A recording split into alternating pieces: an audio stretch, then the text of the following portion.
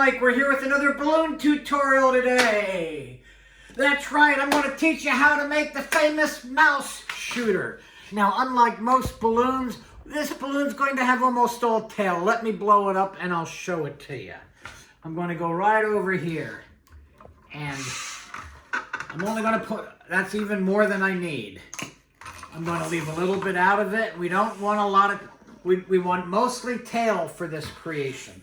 So now I tie my knot just like this. Now the first thing we're going to do is make the face of the mouse. So I'm just going to take it and pinch here. Now we're going to make 2 ears. What I'm going to do is make a small bubble, twist. But now what I'm going to do is I'm going to fold these over like this, and we're going to twist it this way. Now watch my hands. Let me see how I have it. You have the little bubble in the middle. I fold this down and I go like this.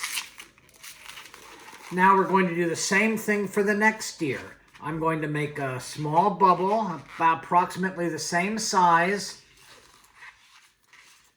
It may be slightly bigger, but it's right around the same size. And I do the same thing. I pin this between that ear there and this bubble here. Now I just grab it again, just like this, and I twist it.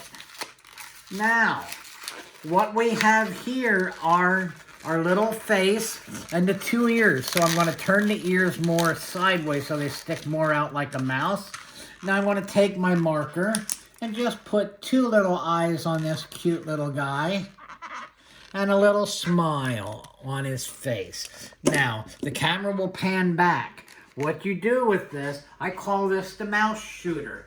It's a little fun thing for you to make for kids, and they can play it. They just kind of put the balloon in their hand like this, pull back, and as you leave this go, you let your hand go, and it should go flying. Let's see, 1, 2, 3, and there it goes. And there, I'm Mr. Mike, the Amazing Magi.